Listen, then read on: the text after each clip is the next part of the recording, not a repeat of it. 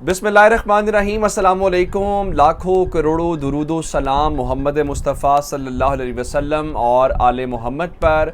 मैं हूँ उमर दराज गोंदल और आप मेरा यूट्यूब चैनल देख रहे हैं। नाज़रीन, आज इनकलाब की बैंड बज गई है। वो जिनका निशाना ही जनरल फैज़ हमीद थे, जो अपनी तरफ से जनरल फैज़ हमीद के ऊपर टारगेट करके उनको तनकीद का निशाना बना के चाह ये रहे थे कि वो जनरल बाजवा के करीब हो जाएंगे। जनरल बाजवा उनको अपने सीने से लगा लेंगे और समझेंगे, देखो जनरल फैज़ हमीद को तुम तनकीद का निशाना बना रहे हो तो तुम बहुत अच्छे हो। और इसमें सब दौड़ में शामिल होने की कोशिश की, लेकिन आज उन सबको सबक मिल गया है। और दूसरे अल्फाज के अंदर वो जो बहुत आवाज़ें निकल रही थी, बहुत जो बातें करने वाले लोग थे, और अब उनको 24 घंटों से भी कम वक्त के अंदर जवाब मिला है, मुंह तोड़ जवाब मिला है और बिल्कुल हक अदा किया गया है। और क्योंकि कल जब जरदारी साहब ने कराची में बैठ के ये बात की कि बेचारा जनरल फैज़ हमीद तो खुड्डे लाइन लगा हुआ है, हमने उस वक्त भी कहा था ये बहुत तज़हीक आमेज है।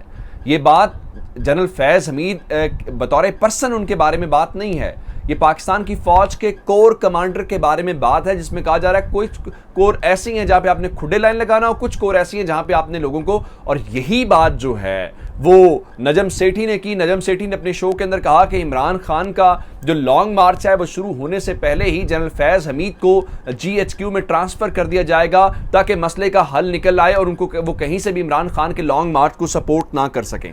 उसके बाद मरियम बीबी ने जलसे में खड़े होकर कहा, जी जैसे ही इमरान खान की हुकूमत बेफैज हुई तो धड़ाम से नीचे आ गिरी। बात वहां खत्म नहीं हुई, बल्कि आज प्रेस कॉन्फ्रेंस की जब इस्लामाबाद हाई कोर्ट में पेशी के बाद तो वहां पे भी खड़े होकर कहा, जी किसी ऐसी शख्सियत को आर्मी चीफ होना चाहिए जो अहल हो, बेदाग हो, गैर जानिबदार हो। अल्लाह करे कि आप ये कहें कि शख्स ऐसा कोई वजीर आजम भी होना चाहिए जिसके ऊपर कोई FIA का केस ना हो। आज हमने सुना था कि FIA ने उनके हवाले से केस जो है वो वापस लेने की इस्तदा कर दी है, या उन्होंने उसकी पैरवी करने से। अब FIA ने इस बारे में बाकायदा एक एलामिया जारी किया है और कहा है, जी हमने ऐसी कोई रिक्वेस्ट नहीं की और जो खबरें फैला रहे हैं उनके खिलाफ हम कार्रवाइयाँ करेंगे। आप कार्रवाइयाँ ज़रूर करें, कार्रवाइयाँ उनके खिलाफ करें जो इस मुल्क का पैसा लूटते हैं, कार्रवाइयाँ उनके खिलाफ करें जो इस मुल्क को नुकसान पहुंचाते हैं, बल्कि उनके खिलाफ ना करें जो निशानदही कहते हैं कि ये पैसे बरामद करो, ये कौम के पैसे हैं। खैर, उस तरफ आज हमारा टॉपिक वो नहीं है।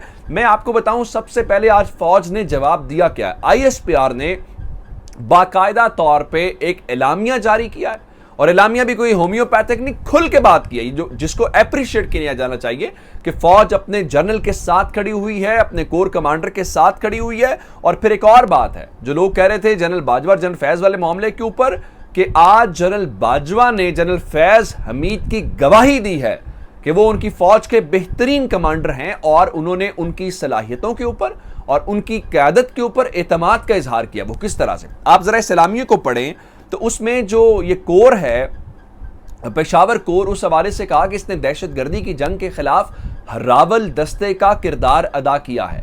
और ये जो पेशावर कोर की कमांडरशिप है या जो कमांड है वो हमेशा बेहतरीन और प्रोफेशनल हाथों में होती है, जिसका मतलब ये है कि जनरल फैज़ हमीद एक प्रोफेशनल और बेहतरीन फौजी या बेहतरीन सिपाही हैं।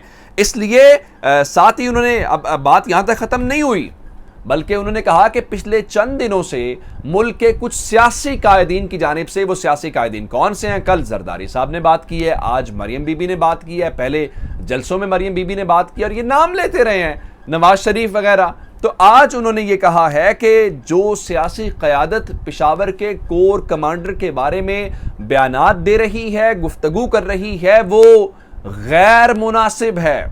उम्मीद है कि कानों के नीचे आई होगी और आपको जरा इस हवाले से। और फिर ये कहा है कि जनाब सियासी क़यादत को फौज के बारे में और फौज की क़यादत के बारे में जो इस किस्म के तबसरे करने के हवाले से इज्तनाब करना चाहिए। यानी ये अब फौज की जानिब से अपने कोर कमांडर लेफ्टिनेंट जनरल फैज़ हमीद के बारे में जो बातें कर रहे थे, जो प्रोपेगेंडा कर रहे थे, जो मनफी बातें फैला रहे थे, उनके लिए ये एक शट अप कॉल है, एक रेड लाइन है कि इसको आप क्रॉस ना करें। जरा मैं आपको और बताऊं कि उन्होंने आज जो दुनिया न्यूज़ का प्रोग्राम है नुक्ता नज़र, वो वहाँ पे भी उन्होंने बातचीत की है और जामी और शामी साहब का जो प्रोग्राम है उस पे उन्होंने कहा है कि फ़ौज का सियासत से कोई ताल्लुक नहीं है। फिर इलेक्शंस को लेके बात हुई तो उन्होंने कहा कि फ़ौज जब भी इलेक्शंस में आई वो इलेक्शंस मुतनाज़ा हो गए, तो इसलिए फ़ौज का ख्याल ये है कि वो इलेक्शन से दूर रहना चाहती है, सियासी क़यादत खुद से फैसला करे और इलेक्शन जो हैं वो कॉल कर लिए जाएं। उन्होंने कहा हाँ, अगर इलेक्शन कमीशन हमें बुलाएगा तो हम इस बारे में ज़रूर आएंगे। ये बात बिल्कुल ठीक है, यहाँ तक जो है। लेकिन आज अच्छी बात यह है कि कल जब ये बयान खासकर जरदारी साहब ने कल बयान देने के बाद मैंने आपको बता दिया था कि छेड़छाड़ महंगी पड़ गई है, क्योंकि रिएक्शन उसी वक्त आ गया था और पाकिस्तान पीपल्स पार्टी ने कल ही जो है वो वजाहती बयान जारी कर दिया और जरदारी साहब ने कहा जी वो जो प्रेस कॉन्फ्रेंस का आखिरी फिक्रा था वो बेदहानी में हो गया। जी आप बहुत बेदहानी में, बाकी बातें भी फिर आपने बेदहानी में की, अगर आखिरी फिक्रा जो है तो ये जरूरी था क्योंकि लोग ISPR से कह रहे थे इस तरह ये तफरीक का एलिमेंट जाएगा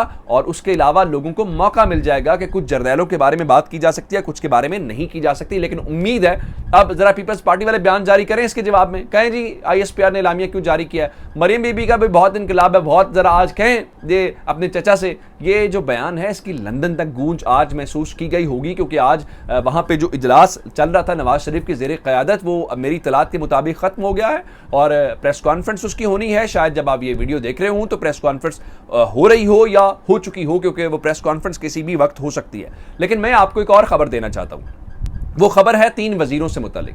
पाकिस्तान में जब इक्तदार बदलता है तो सब कुछ ही बदल जाता है। जैसे कल तक FIA के अफसरान हमें बताते थे कि कितने बड़े केसेस हैं शरीफ बरादरान के खिलाफ और किस तरह से इनको मंतकी अंजाम तक पहुंचाया जाना ज़रूरी है, और उसके बाद जो नैब वाले थे वो बताते थे जी मेगा केसेस के अंदर इतनी पेशरफ्त हुई है, इतनी रिकवरीज हुई हैं। अब आपको ऐसी कोई प्रेस कॉन्फ्रेंस नजर नहीं आ रही, प्रेस रिलीज नजर नहीं आ रही। अब सख्ती आ गई है तहरीके इंसाफ के वजीरों की और इमरान खान काबीना के 3 वजीरों को बाकायदा तौर पे नोटिस भी सर्व कर दिए गए हैं।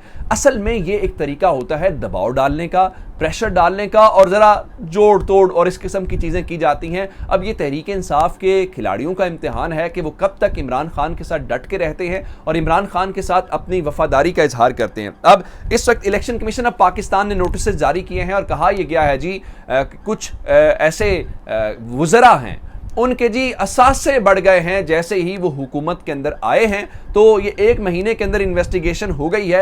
ये सिर्फ तहरीक इंसाफ के बारे में इन्वेस्टिगेशन क्यों हुई है, अगर हुई भी है तो बाकी लोगों के बारे में, बाकी जो कैबिनेट के लोग थे, कैबिनेट से मुराद यह है सिंध के बारे में हमने क्यों नहीं सुना, ये बाकी अरकान पार्लियामेंट के बारे में क्यों नहीं सुना। तो ये समझ आ रहा है कि एक इंतकामी कार्रवाई है। शाह महमूद कुरैशी हैं जी, उमर अयूब हैं, हम्माद अजहर हैं, आजम सवाती हैं, ये मैं कुछ नाम बता रहा हूँ, इस किस्म की और भी जो फहरिस्त है वो जारी है। अब जरा एक और खबर सुन लीजिए।